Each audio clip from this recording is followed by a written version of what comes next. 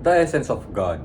The essence of God meaning the proof kung ano yung mga bagay na nagpapatotoo kung sino at ano ang Diyos. By essence, we mean the substance or being of God. This is the fact that the fact is incomprehensible. Na kung saan hindi natin lubos na maunawaan yung kung sino at ano ang Diyos. Because God is different from anything we can grasp with our finite minds.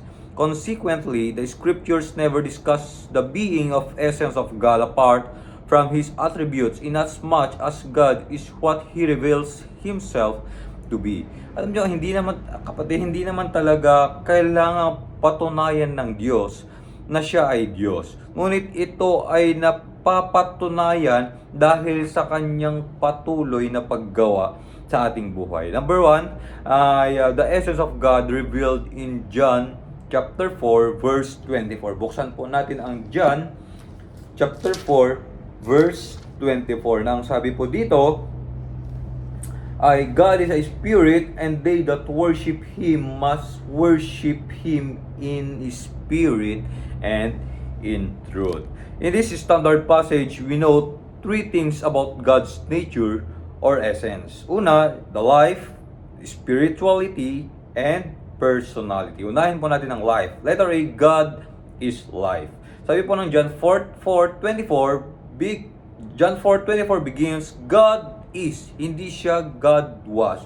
The very essence of God is life. Wow, so, number one, what is life? Life cannot be properly defined since it is the nature of God. It is incomprehensible. And life is not just existence, but that which embraces relationship in activity. And number two, other scriptures declare God is life. Sabi po ng John 5:26, Jeremiah 10:10, and Acts 14:15. Kaya nga napakahalaga na makita natin na ang Diyos yung nagpapatunay na siya yung buhay. At siya ay naging buhay. And number 3, comparative example shows God to be living. God is often compared to false gods by which the fact that He is living. Makikita po natin yon sa Jeremiah 10:10-16 and Habakkuk 2:18-20. Nakatulad na lamang ng mga dead gods, mga graven image of God na kung saan ang Diyos natin ay iba. Siya ay Diyos na buhay kesa sa gawa-gawa lamang na o Diyos-Diyoson lamang. And letter B, God is Spirit. The context of John 4:24 aids the understanding this is scripture. The woman of Samaria was actually asking where God was to be found, Jerusalem or Gerizim. The reply of the Jesus Christ was that God nagpapatunay na ang Diyos ay siya ay omnipresent or He is everywhere because He is a spirit. Note that the article A is omitted in several modern versions of the Bible like RSV, NASB, NIV, and NKJV. This distinction, King James Version, is correct. God is a spirit in distinction to all other spirits. And number one, what does this involve? Spirit is in contrast to matter.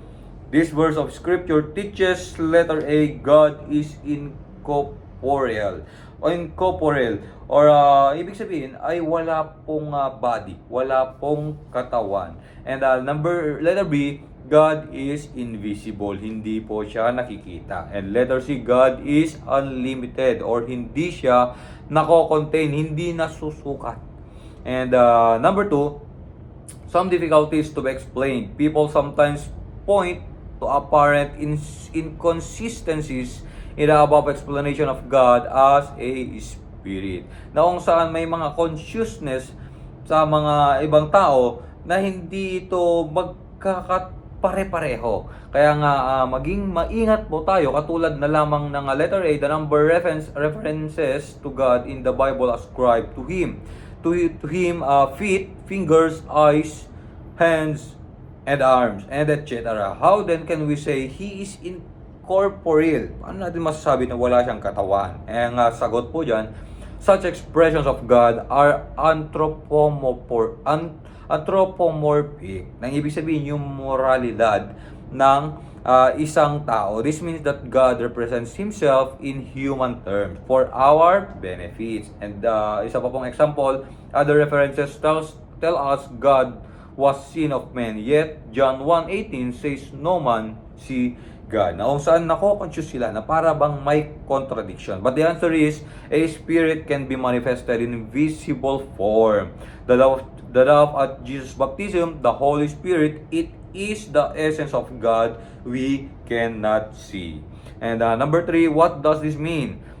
John 4:24 means that God is not apprehended through our senses but by our Spirit. Hindi natin maunawaan sa ating sarili, sa ating mga senses, but the power of the Holy Spirit who nagbibigay ng kalinawan sa atin. We worship God in spirit and in truth. Letter A, sabi doon, in spirit. Ang ibig sabihin, as distinguished from place or form. Kasi nga po, ang Diyos ay He is everywhere, or He is omnipresent. And letter B, in truth. In spirit, and letter B, in truth, as distinguished from false concept resulting from imperfect knowledge. Kasi nga po, limited lamang ang ating kaalaman. And number 4, our scriptures declare God to be immaterial.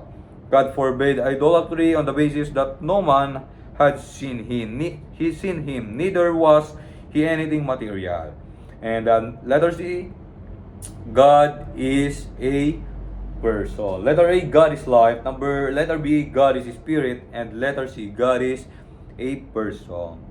They that worship Him, sabi, they that worship Him, not it, but Him. Personality may be described as self-consciousness and self-determination or self-will. Personality involves 3 things. Una, the intellect or the power of thinking. Kaya nga, I know. I know. Intellect, power of thinking, I know. Also, the sensibility. Not only the intellect, but the sensibility, the power of feeling, or I feel. And letter C, the volition or the power of willing. I will. Amen? And God has personal names. Number 1, He has personal names. Malilesson po natin yan o malilecture po natin yan sa lecture number 6. Number 2, He is contrasted with dead idols. He is contrasted with dead idols. Na makikita natin na ang Diyos natin ay totoo at siya ang buhay na Diyos. At number 3, He is addressed by personal pronouns. Katulad na lamang ng thee and thou, he and him. Example ay note that the use of these and thous is a part of the accurate translating work done by the authorized King James version. And all pronouns beginning with T are singular, or pronouns beginning with Y like ye, you, yours, etc. are plural. Modern translations are often mess this feature up. And number 4, He has the characteristics of personality. May personality din po ang Diyos. Una dyan, siya din po ay nalulungkot, grief.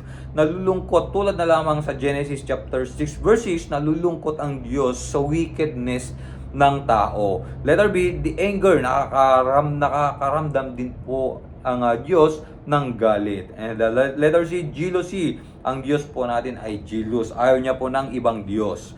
And letter D, love. Love, God is love. And letter E, hatred. Ang Diyos ay may puot sa katulad na lamang sa sinabi ng Proverbs 6:16, ang puot ng Diyos ay sa mga sinungaling, sa mga mapagmataas, sa mga ma-pride, and etc. And number 5, God is the I am and I will. Sabi ng Exodus chapter 3 verse 14, I am implies self-consciousness. But sabi po ng Exodus 6 chapter 6 verse 6 to 8, I will implies self-determination. And number 6, He has a personal relationship to the universe. Letter A, He created it. This shows interest. Dahil ginawa ng Diyos ang mundo dahil siya ay siya ay interesado sa mundo. And letter B, He sustains it. Pag sinabi ng sustains, ay siya ay nagpanatili at siya ang naglalagay, nagbibigay, nagpo-provide ng pangangailangan. This shows His concern. And number 7, He has a personal relationship with man.